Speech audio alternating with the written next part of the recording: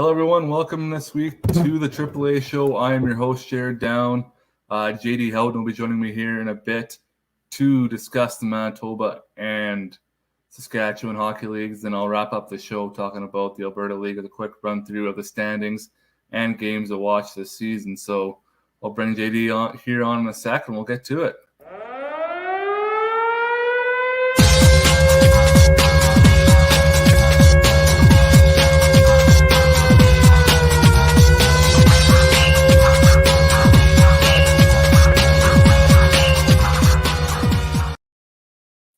Jay-D Haughton joined me here on the line now.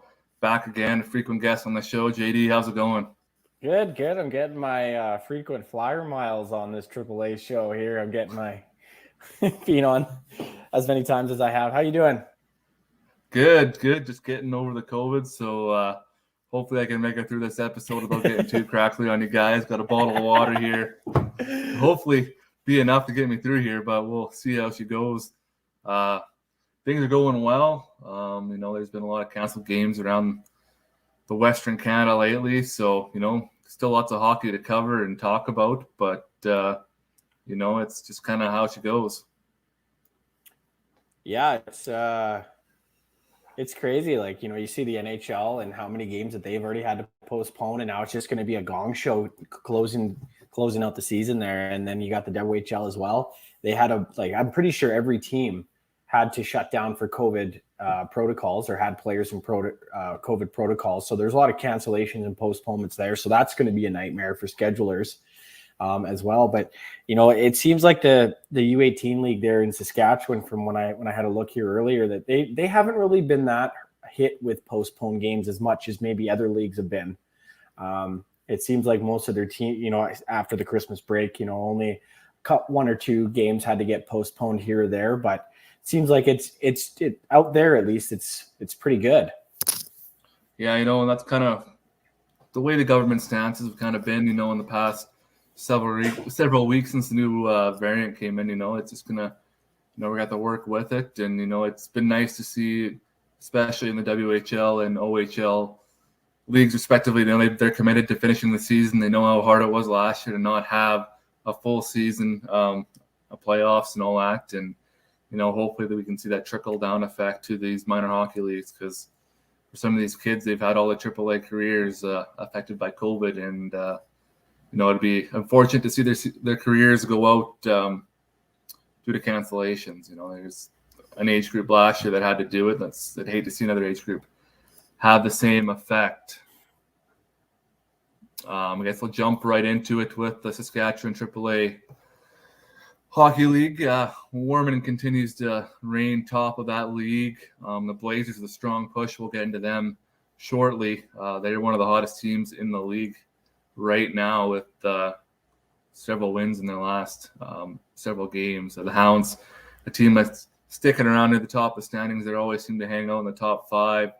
Janipack Canadians, if we would have talked a month or two ago, they would have been number one, battling with Warman. They're still having a pretty good season there of 21-9-2. A little bit of slip up in the past 10 games or so, where they've kind of balanced out, still above 500 in the last 10, but some teams have been playing them pretty tough. Moose Jaw Warriors sit there next. The Prince Albert Mintos, a team that's been red hot in the last 6 games. They've been winners of 5 straight. Yet they've been playing teams like Yorkton and Tisdale. Those are the teams that you want to make sure you beat. When you're a team like PA sitting in the middle of the standings, you can't afford to slip up against teams below you. But it's going a long ways in the standings, as you've seen them at 18, 11, and 1. Contacts, last time I had Jay-D on, they were, I believe, winners of about 9 straight. They've kind of came back down to earth since then, but they still sit strong at 15, 7, 6. 6 OT losses. That's big in a league like this, where you don't have ties. That one goal away from getting that extra point can go a long ways in the standings. Legionnaires, 13, 14, and 3, a team that started off fairly well, lost one of the key pieces to the AEHL for a little bit, but he came back, and Legionnaires are back to playing some teams tough. Haven't been able to get out the wins as of late, as much as they would have liked, but they're playing teams like Regina and the contact's quite close. So I'm sure we'll see those turn into W's as the season goes on.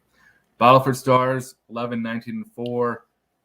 It's a team that, don't let the record fool you. They've been playing teams tough before the Christmas break. They were a couple tight games against the Pac Canadians and the Notre Dame Hounds, I believe. They might even beat the Warman Wildcats, one of the 5 W's.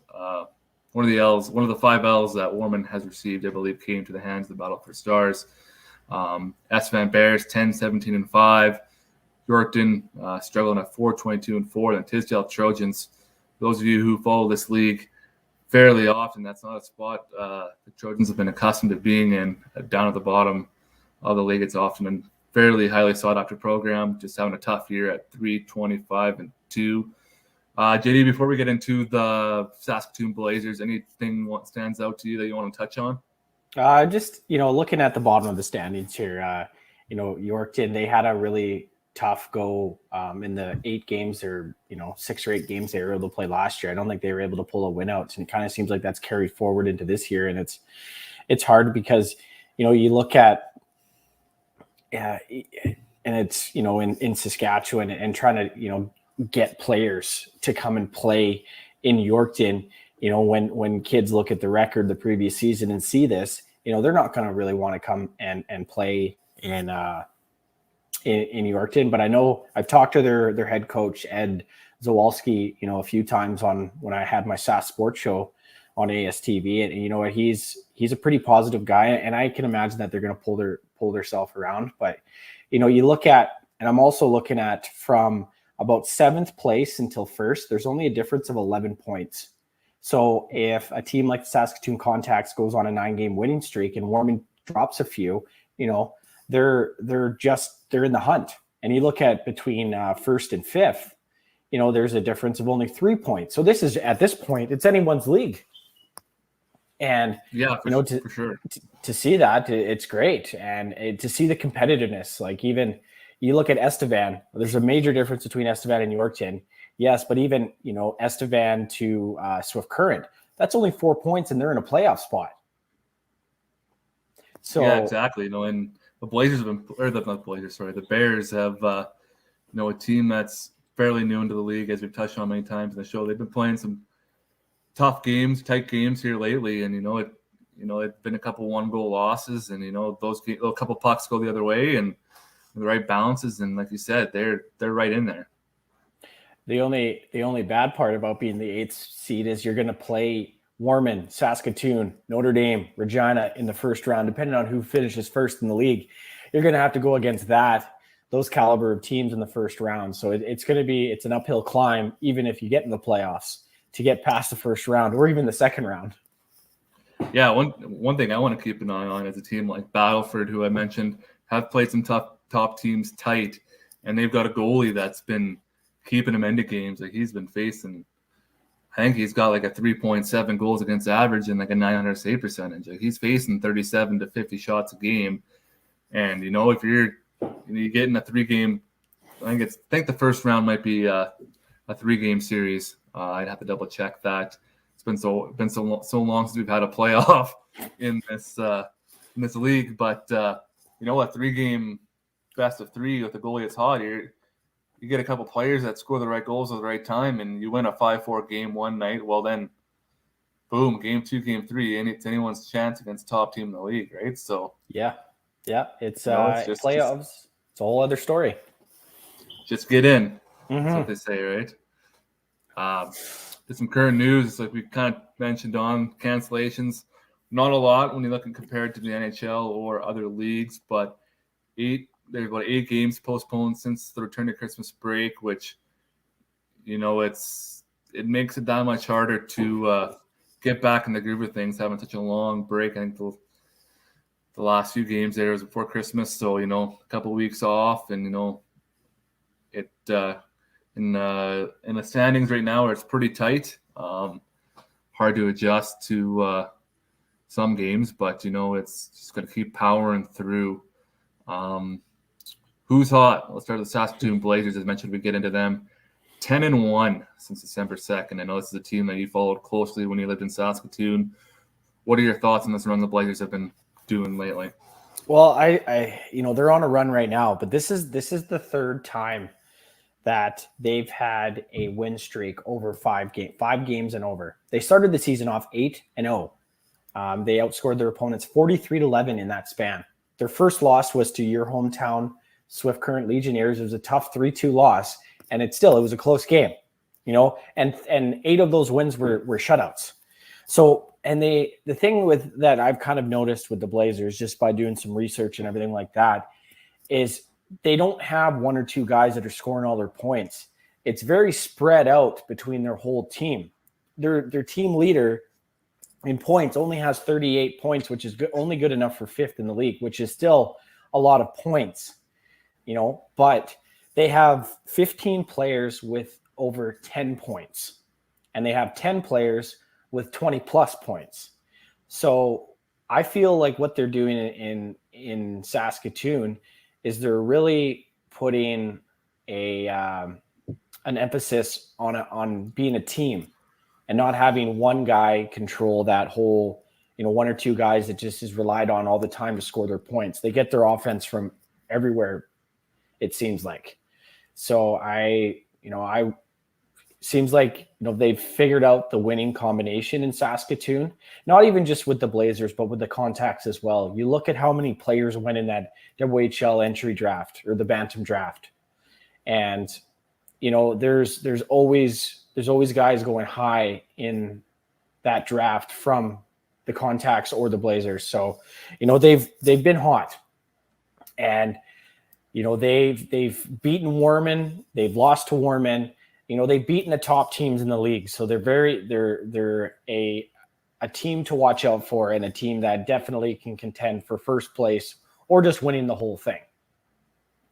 Yeah, for sure. And one of the things that amazes me is, like you mentioned, so many of these players that went in the WHL Bantam draft, and majority of this team is those 6 foreign players. And to be able to do these winning streaks without the AAA experience, like so many other teams like a Regina or a Warman right now, or Notre Dame, who's often, mostly second and third years who have been in the league, who played toe-to-toe with a lot of these guys for so long already. Yet it's only you only play AAA for at most 3 years typically, but an extra year goes a long ways in this league. And the fact that these kids that were all Bantam AA players last year were able to come in and just transition so well, kind of just speaks to itself of, why they went where they went in the WHL draft and why they're just performing the way they are, in a team that can be kind of a wild card this season come playoff time, a team that can get so streaky that if they fall to 5th or 6th in the standings, a team in 3rd place they're not going to want to play them. They're going to be a team that's feared in the playoffs, I think, and you don't want to sleep on them. Yeah, and I think they're kind of like a Herb Brooks motto too. Like each one of those players that signed with the Blazers were chosen for a specific reason. The coaching staff figured that he would play well, and he has a good attitude, and he can put up points, and he can pass the puck, and he's an all around great hockey player. Those are kind of players that you want on your team, because they're not just going to hog the puck the whole time and looking to get, a hat trick or 4 goals a game. They're looking to spread the puck out and the points evenly, to make have a cohesive team, because that's what you need in the playoffs, is you need a team. Yeah, and just to piggyback on what you're saying there, they are all picked for a reason, and it kind of shows the character of a lot of these kids too coming into this season. A lot of these kids were some of the highly touted prospects from the Bantam League coming up. Every AAA team was biting at the chops to try and grab one of them, and the Blazers are able to grab so many of them. And often players who are the more highly sought after guys, they want to be the guy on the team. And the fact that all these guys are able to buy in, take the certain roles, like you said, and just win hockey games. It's going to go a long ways in their personal development as well as for their hockey careers. Mm-hmm. Yeah, it's going to be exciting end of the season or second half of the season for him. Moving on to the next topic, one of the hottest players in the league, Jacob Cassette, forward for the Prince Albert Mintos, leads the league with 58 points now. A lot of that due to his last 8 games, 7 goals and 11 assists, contributing to his team's 5-game winning streak. Cassette is, just double checking here, an 04 born. I believe he got a couple games in with Orange this year. Just what's it like for a guy to get on that kind of role at this level of hockey? You know what, it's especially at the time that it he's going on a roll. They're coming into the second half of their season, and that's the time that you want to start lighting the lamp a little bit more, just so you can like you mentioned, they're on a 5-game winning streak. You're able to propel your team to victory 5 games in a row, and you could that's 10 points that you picked up. In a very, very tightly packed race here in the Saskatchewan Male U18 AAA Hockey League, that it's for him, I imagine he's over the moon, especially because he's taken that league lead in points right now too, and I imagine the puck's going in. He's getting those lucky bounces and things like that, because there's going to come a time where that's going to end. So you really have to work for those goals and things like that. So good on him. He's over 2 points a game in his last 8. So he's definitely on a roll, and hopefully that continues wins for the Mintos that are looking to move up the standings and hopefully put themselves in a pretty good playoff spot. So maybe they can play a more evenly matched team instead of getting dealt a Warman or a Blazer or even anybody else in the first round of the playoffs. Yeah, for sure. And that's good. It's been consistency too. Excuse me. It's only 6 games this season where he hasn't recorded a point. Multi-point games. So sorry. Oh, that COVID. All right, we made 17 minutes in, so yeah, doing all right. Yeah, I have to fill up the water at the commercial break, but yeah, he's been a consistent player, and that's going to go a long ways. And like we said, hopefully, he can get his team into a good playoff spot. Currently, they'd be matched up with Moose Jaw, pretty similar in points there.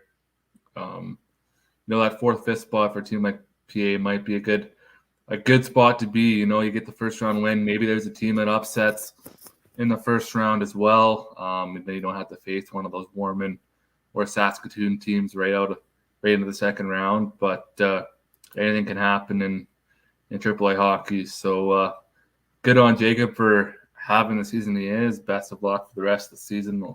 Can't wait to see how the rest of the season plays out. Lastly, before we go to commercial, game of the week. Hard to not pick this one.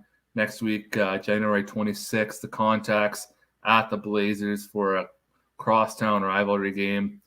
I know you've kind of covered those and talked about those previously when you were with the company here. What's that game going to be like? Oh, it's going to, anytime the Contacts and the Blazers play each other, it's a pretty competitive matchup. I know last year, the Blazers actually were able to take down the Contacts and end their winning streak to start the season. I think they started 6-0 or 7-0 or something like that. But it's always competitive. There's always a rivalry, and I imagine a lot of these kids that play against each other, they're all friends. It's a competitive hockey game, but there's a lot on the line for bragging rights until the next game and things like that. So it's always exciting when these two teams match up, and it's nice to have a city where you do have a rivalry in your own community. Like Regina, I would say that they're big enough probably to have another team, but they don't. That would be cool too. But it's one of those ones that I never got to make it to one, but I would have loved to, because I imagine it's competitive and highly skilled hockey.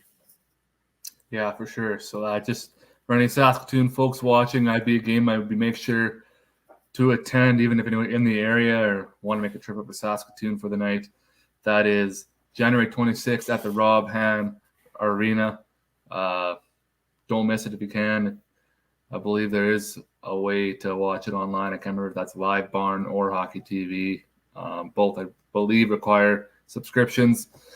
But if you get the opportunity, check it out. I'm not sure what the restrictions are for attending games in the AAA right now, but take the chance if you can. But we'll go to a quick commercial break here, and we'll be back to talk about the Manitoba U18 AAA Hockey League.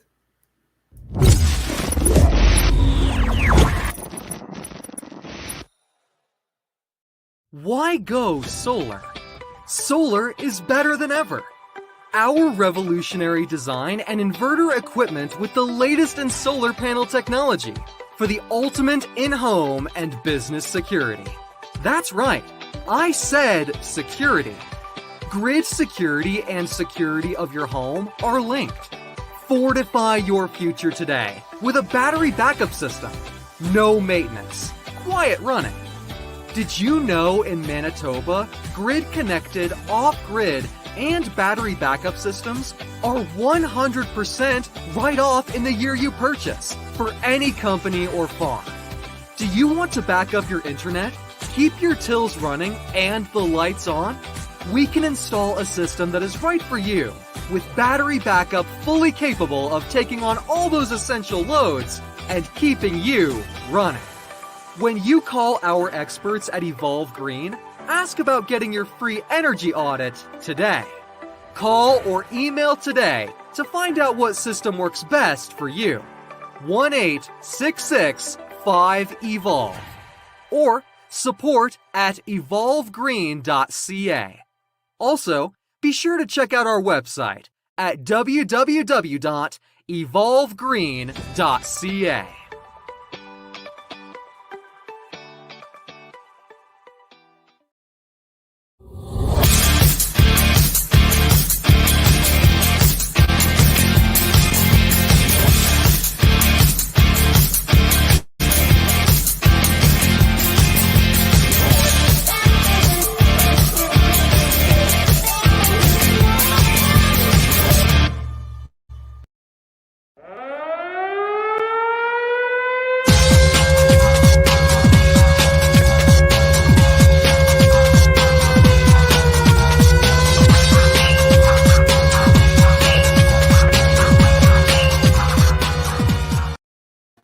Welcome back, everyone, to the AAA Show. I am your host, Jared Down.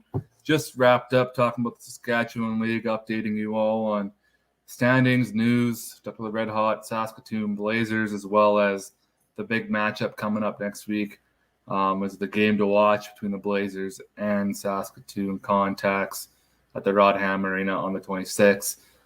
Don't miss that one. But we transition now to the Manitoba League. Jay-D Haughton still with me here. Talk about the Manitoba League. Let's just get right into it here. Not much has changed at the top. The Wheat Kings have been kind of powering through here the last all season, really. One of the teams to beat. 27-1-3. Just God, you can see the point totals on the next slide here. Not too long, but they have just been full of talent. A train that just cannot be stopped. The Selects of Eastman have made their way into second place, yet they got 3 games in hand on the Wild with 53 points. Wild's at second. Thrashers are fourth. Southwest Cougars, hanging out in the middle of the standings, kind of where they've been all year at 17, 13-1. COVID has kind of gotten in the way the last week. No games for them played in the last week. The Parkland Rangers 16-12-3, 1-0 in the last week. Chiefs are next. Bruins followed by the Hawks, Northstars, Lightning, and Thistles at the bottom there. And the Central Plains Capitals once again not in the league this year.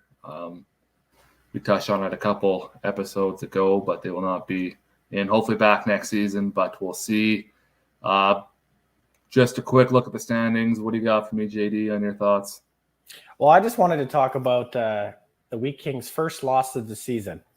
You know, it took took 28 games for them to lose their first game in regulation. Before that, they lost, I think, 2 games in a shootout, 1 in overtime, or something like that. But to go that long, not losing a game, but still there was some close games.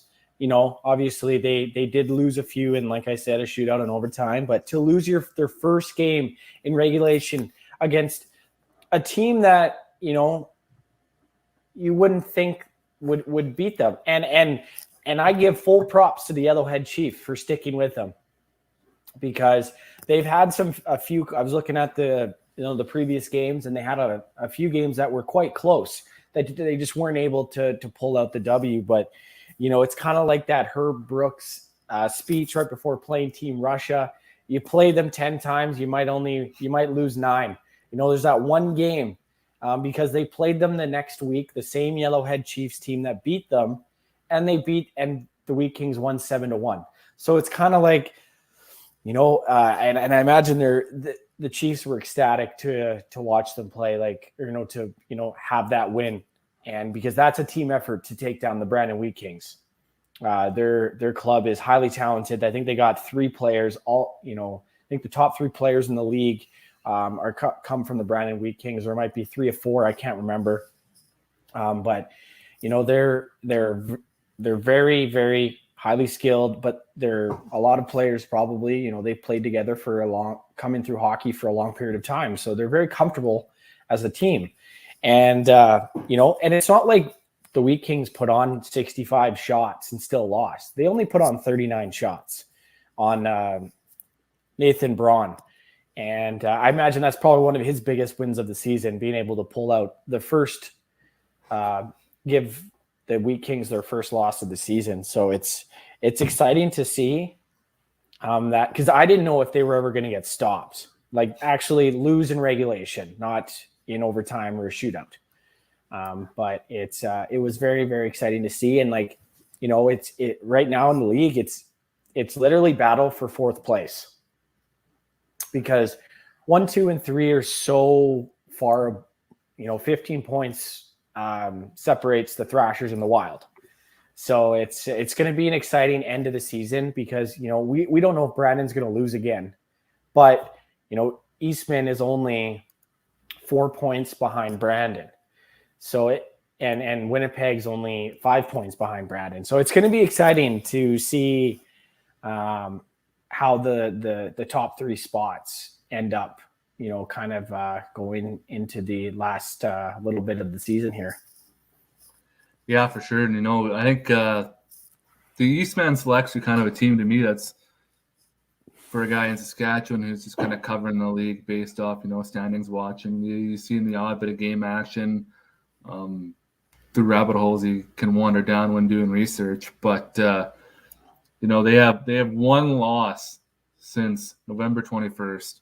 Yeah. A team that's just been quietly just running the table. When you look back before that, there's quite a few losses piled in before that. They were looking, they might be a 500 team.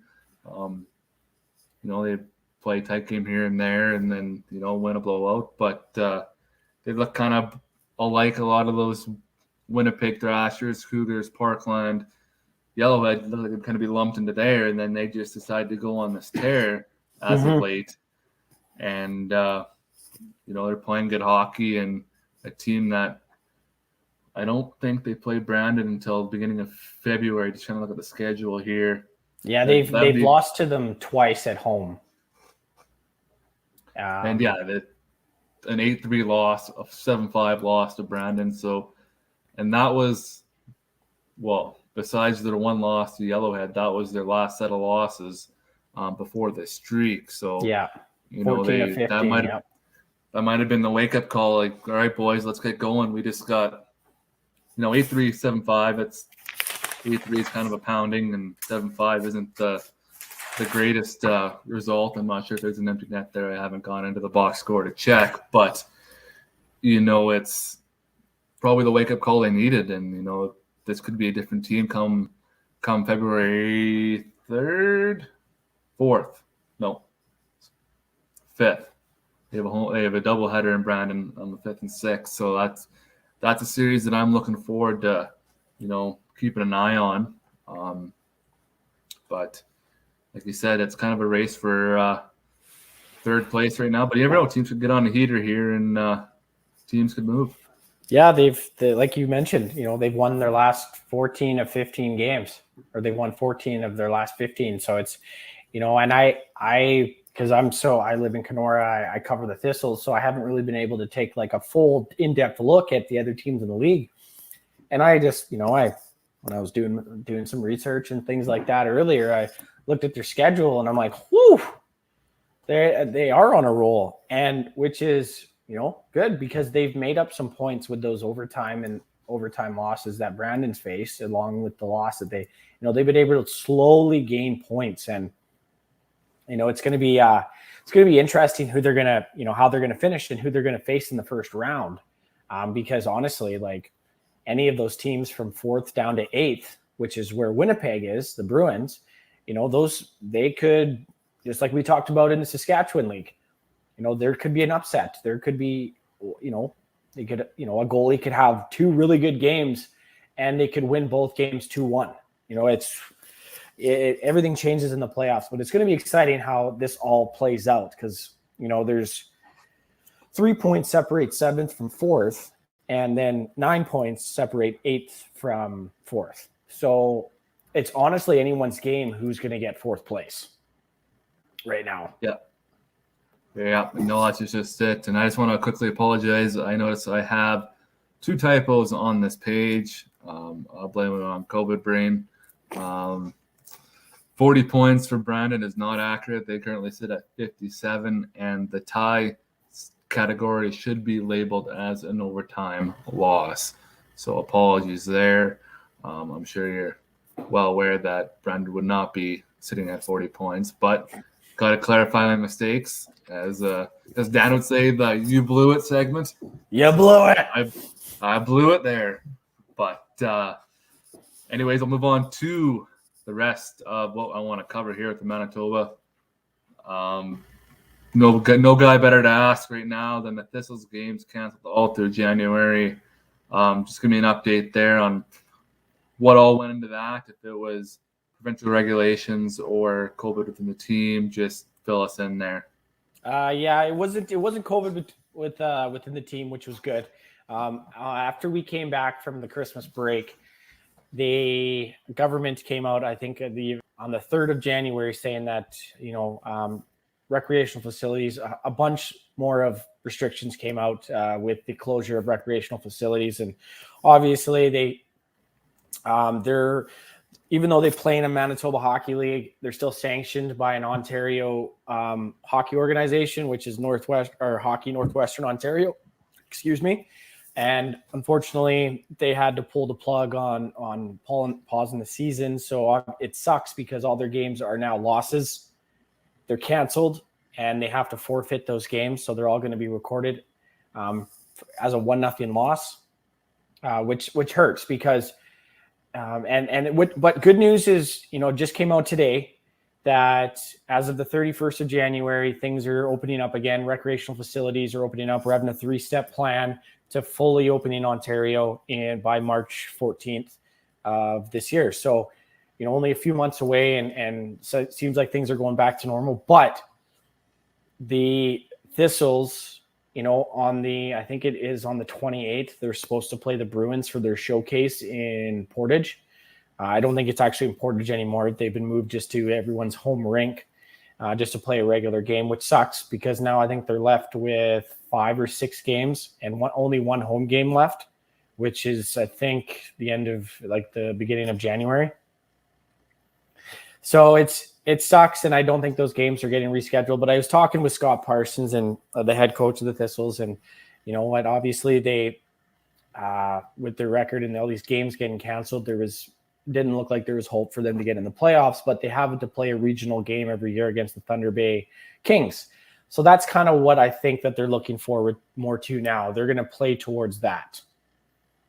So they're kind of excited for that. It sucks because it seemed like the season was going to get going and they're going to play a full season. So they actually haven't played a full season in the last 3. Yeah, that's unfortunate for that team and the players and community even. I know the Pistols are a big part of that community. I know you mentioned you talked to the head coach, and I don't know if he what's the frustrations like amongst the team that's, you know, for several years now been trying to build a reputation, you know, not be at the bottom of the standings every year, you know, trying to get these players built up, get the right guys in there to build a quality team that can be competitive more games than not, have less boat losses, you know, maybe eventually get the double-digit wins in a season. What's the frustrations like there, and the coach's feelings around that kind of stuff? Well, I think, Scott, like obviously it's frustrating that the team's at the bottom of the standings and they weren't able to play their last, I think it's 9 games due to COVID shutting everything down. But I think, you know, talking to Scott, when I talked to him last, he was pretty optimistic about, you know, the future of this club because of the, you know, and it's hard, just like a lot of these teams, it's a regional team. So you're trying to draw talent from that, but also you have to compete with high school hockey in this area as well. And a lot of kids are going to be like, well, I don't really want to go and spend all that money to go play U18 hockey. They're going to play high school hockey, which in some communities is very competitive and just, you know, it's kind of taken as seriously as a U18 club. A lot of guys just go down to Thunder Bay to play, or they go and play in the States because we're so close to Minnesota that a lot of them go down there and play, you know, prep or kind of whatever they can get, or summer hockey or things like that. So I think it's you know, it's a struggle to find players, and then you have to, you know, put them together in a cohesive unit and get them to play together as a team.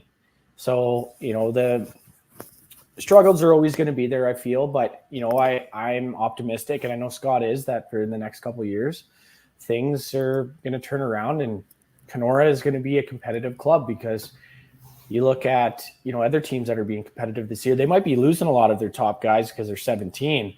And then, you know, the Kenora could be bringing some 16-year-olds back that are going to be playing their final year, a little bit more experience. You know, things could go the other way next year, which is exciting. Yeah, no, but that's, you know, like you mentioned, there's a lot of competitive hockey around them to draw the talent. Unlike Saskatchewan, they don't have the luxury of pulling from outside of their region, which is the one unfortunate of having that. Makes it tough to compete with, you know, especially Minnesota hockey that has become such a well-known state of producing young talent at the prep level and high school level. But hopefully the Thistles can get back going here at the end of the month and finish as strong as they can and just wreak havoc on any team trying to make the playoffs. You know, just trying to play spoiler. That's about all you can do at this point. With that many L's will be accounted to their record.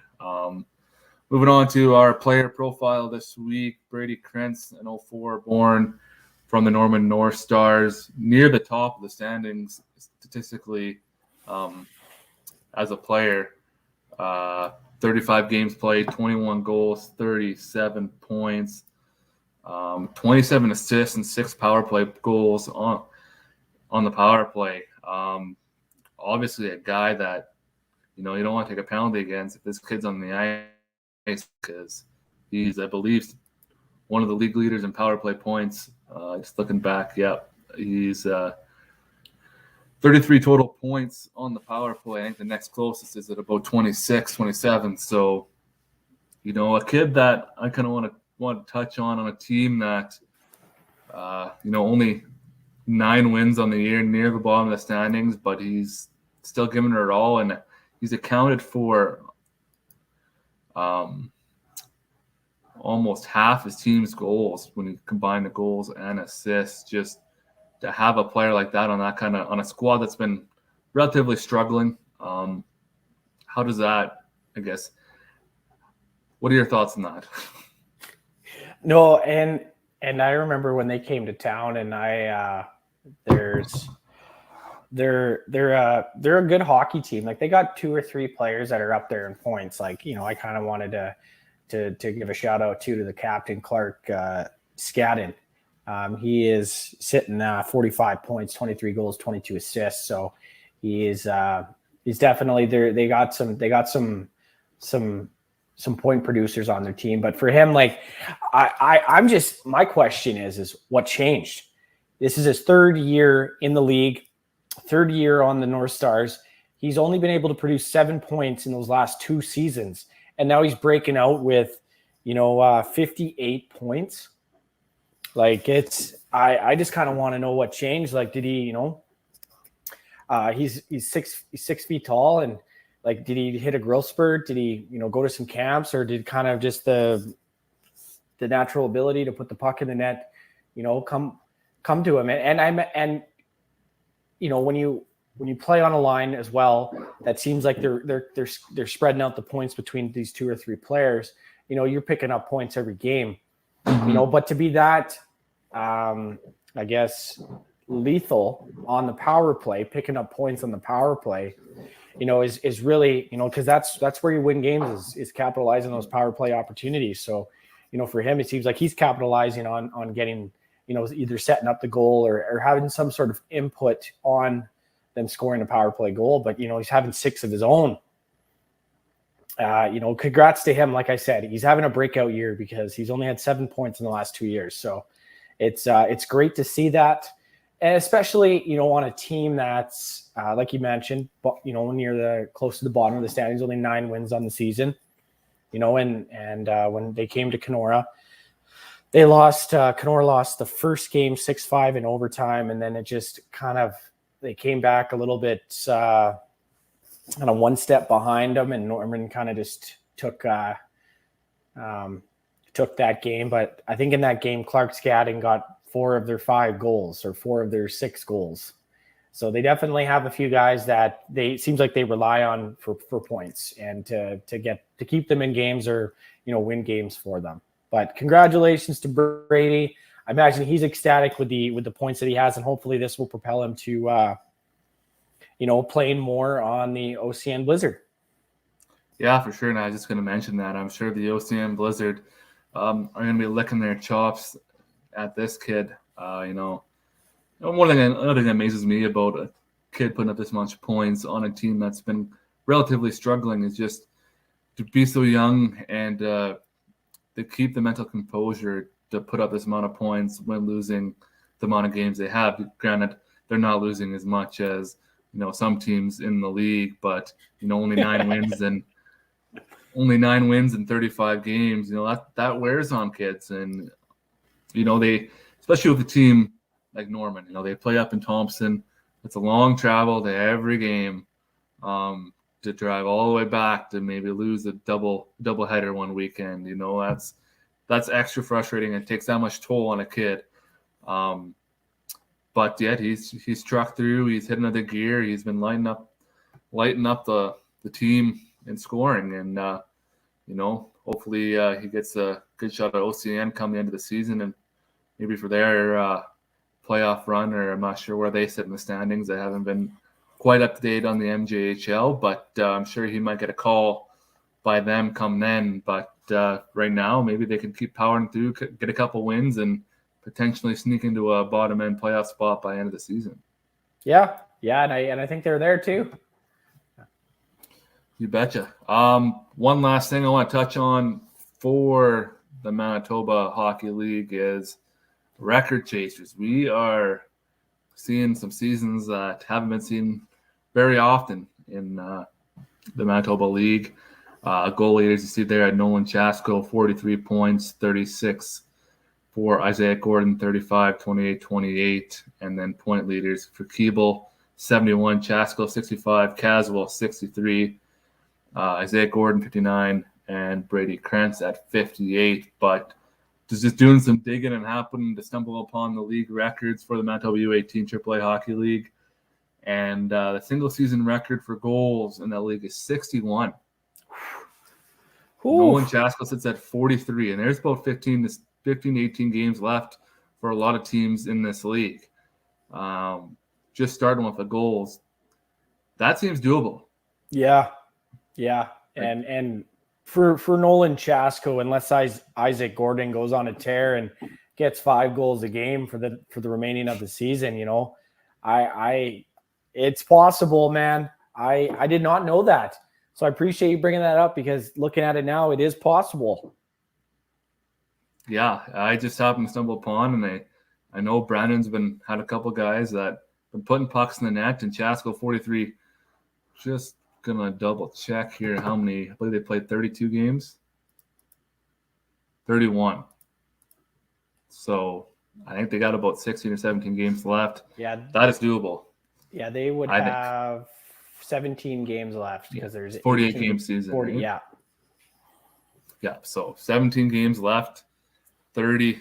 He's got 43 and 30. It's going to be tight, but I think he could do it. I hope he can stay healthy. That's knock on wood. That's it always seems to be what gets in the way of these records, right? So another one, single season points, a little farther. 107 points is the record. Keeble at 71. So he's 38 points out. He's got 71 in 31 games, so it's not out of the realm. Keeble, 107. Just trying to pull. He needs about 2 points a game for the next 17 games, roughly. I think what he's currently averaging. He's averaging 1.66. So okay. Oh no, hold on, that's the wrong guy. The standings reset on me. 2.29. 2.29. Okay. That makes more sense. Yeah, so if he can keep at that pace, there is a possibility that he could break that record. And Chasko's at 2.17 and Caswell at 2.33. So all three of those, it's when possible. You have all three of them chasing the points record, they're all on the same team. There's going to be a lot of points intertwined between the three guys. Mm-hmm. Whether it's power play, different lines. I'm not sure how they manage those guys in the lineup.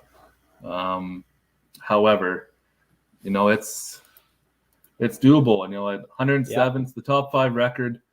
107, 105, 103, 102. They go down to 101, and then you get into 97, 96 points. There's a very good chance they could sneak into the top 15 guys, top 15 seasons that we've seen. Yeah. No, that's good. It's exciting. So something for you guys in Manitoba to keep an eye on. If Brandon's coming to town, it's one of the top teams in the league, and you could be seeing some guys having some record years. So don't be afraid to support your local AAA teams if restrictions allow you. Obviously, if you're positive of COVID, stay at home. But you can support these teams as much as you can. After the last couple of years, especially in Manitoba, these programs need it. So, and Jay-D, any games that you want to talk about in the upcoming week before I let you go? Yeah, I just wanted to talk I guess my game of the week selection this week is the Selects. They're doing a home and home with the Winnipeg Thrashers. This is their second of 3 straight meetings between the two. And to almost finish out the season series. So if they win both of those games, and Brandon somehow loses, they play Interlake this weekend, which are second last in the league right now in points. And somehow if they lose, then, that's a tie for first place for the Eastman Selects. And I did want to highlight as well, Isaac Gordon. He's their top point producer. He's sitting at 59 points, 36 goals, as we just saw. But he's a guy to watch out for as well on that Selects team that has won 14 of their last 15. So, it's a battle of second and fourth right now. And I imagine Winnipeg is hungry to try to gain some points on, their crosstown rival, the Wild, and, see if they can make some ground in the standings kind of heading into the last, 15 or so games of the season. So that's the kind of my game of the week. And Eastman beat up on the Thrashers 7-4 actually yesterday. So that would be Wednesday. There you have it. I just want to highlight maybe a game to keep an eye on. I'm interested to see how the Southwest Cougars will do when they play the Winnipeg Wild this weekend. Wild, a little bit of separation there in the standings. However, be a good test game for the Cougars, who sit 17-13-1. A team that could be looking for some confidence boosters. If they could maybe bang out a win here against them, they could get on a roll and erase some doubt that teams tend to get when playing a team's level degree of the branded Eastman Wild variety, where they have a 15-point lead on the next nearest team in the standings. So big game for the Cougars. We'll see how it all plays out. But I want to thank you again for joining me, Jay-D. Yeah, it was fun. Always great having you. And I'm sure we'll see you again before the end of the season. Maybe we'll have some records to talk about next time I see you. It'll be exciting. How these players do. But I'm going to let JD go here and a little quick commercial break, and I'll be back to talk about the Alberta Elite Hockey League quickly with a standings update and games of the week. You're watching the ASTV on. You're watching AAA Show on ASTV. Pardon me.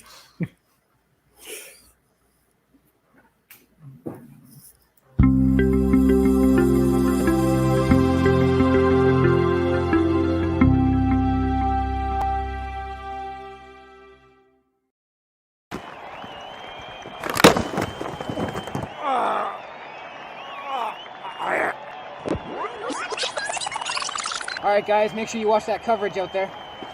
Speaking of coverage, you guys got supplemental insurance? Who is this guy? No one can cover me. You can be covered for any accident, anytime, anywhere, Canada and the USA. Learn more at supplementalinsurance.ca. Hi.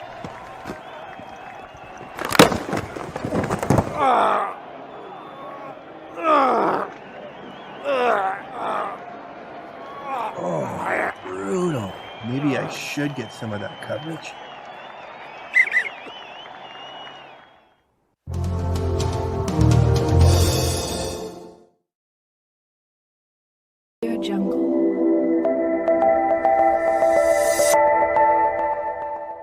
Audio Jungle.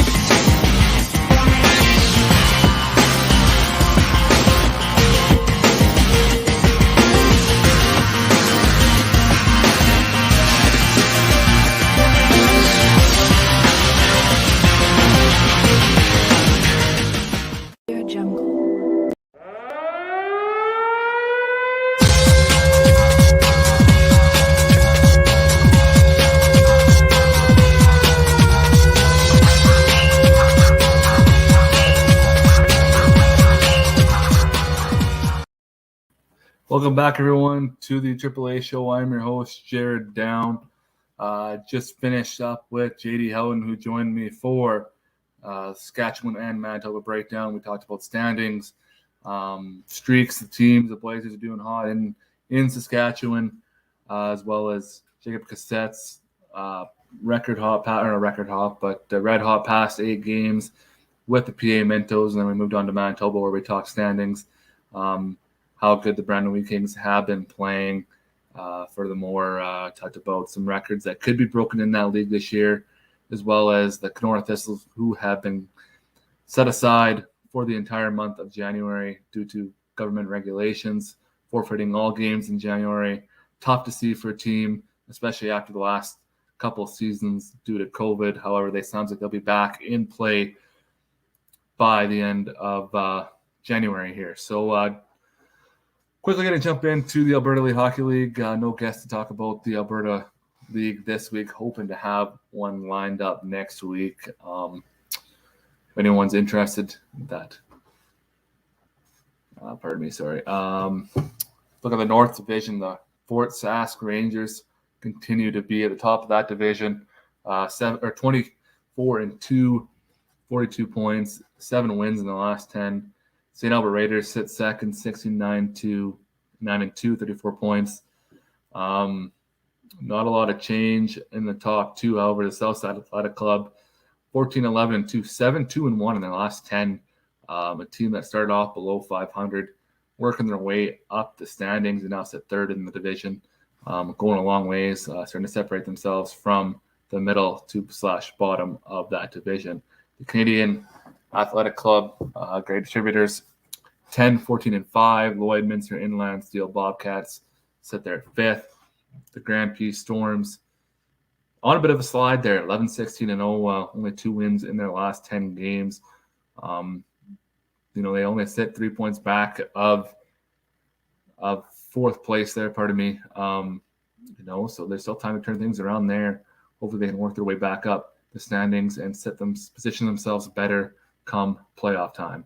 Grand Prix Storm, was just talking about them. The Sherwood Park Kings, 10-16-2, 5-2-0-3 in their last 10.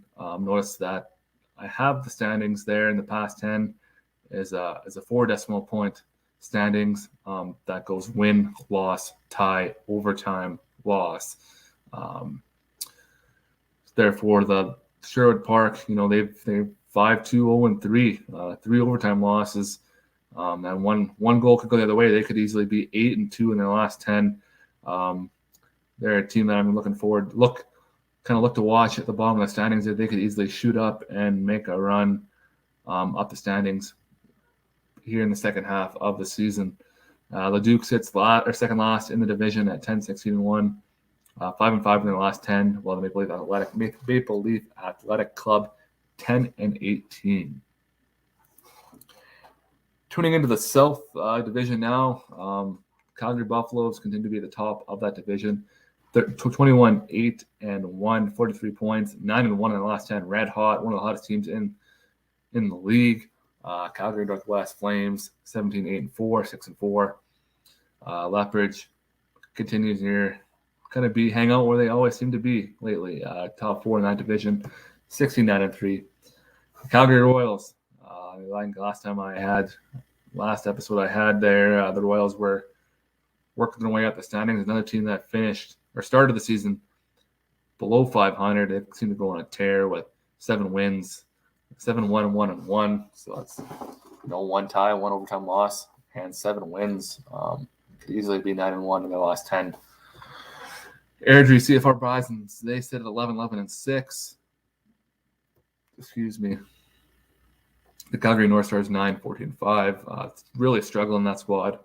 A team that was a little higher in the standings, earlier on the year. Oh, pardon me.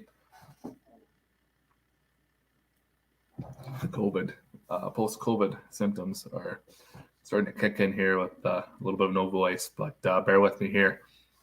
1-5-3-1 in their last 10. A team that, started off well, bounced up to 500. Just struggling to get things going here, but hopefully, those 3 ties go the other way there. Things could look a little differently, a little more confidence for the squad. So hopefully they can get going here in the second half of the season. The Red Deer Optimus Chiefs really struggled out of the gates, 4-4-2 in their last 10. They worked their way up to 8-17-2 on the year. A team that I believe was near the top of the standings last year before COVID ended the year. Just working on the squad, trying to get better every day, looks like. Take it one game at a time. And the Okotoks Beaumont Oilers, 2-7-0-1 in their last 10. Tough sledding there right now. as they've seen them fall to last place. I believe at one point they were as high as 4th in the division. But, it's going to keep this league short and easy next week. Hopefully have a little more content for you next week on this league. Anyone from Alberta in the areas of these games, this is kind of what I've highlighted as the games of the week / weekend. Fort Sask takes on the St. Albert Raiders at 1:45. Battle at the top of that division. There'll be good hockey there. Hopefully the Raiders, well, I should say hopefully a good game, and anyone in the area can get in that barn to watch. Maybe the Raiders can get a W there and gain some ground on the Rangers in that division. Lethbridge at Sherwood Park. The Kings, just looking back here at the standings, the Sherwood Park Kings 5-2-1-3. They've been playing pretty good hockey lately, and you see the Lethbridge Hurricanes there at 3rd. 2 teams in similar path in the last 10. Both hoping to make some ground on the division. Should be good hockey there to watch at 4:15 in Sherwood Park. And lastly, the battle of the top of the South Division. The Calgary Flames are at the Calgary Buffaloes on the 23rd at 1:15 p.m. That's a game that you will not want to watch. But for those of you who have stuck around, thanks for watching this week's edition of the AAA Show. Anyone watching wants to get on the show, feel free to email ASTV or DM Facebook, Twitter, or hit up the show to see if even a comment on the show. I'll check the comments and get you on if you have a family member who plays in either the 3 leagues, or you're a scout or coach that wants to be on and promote the team. Feel free to reach out. I'm always looking for guests on the show. But thanks for joining me this week, and we'll see you all next week.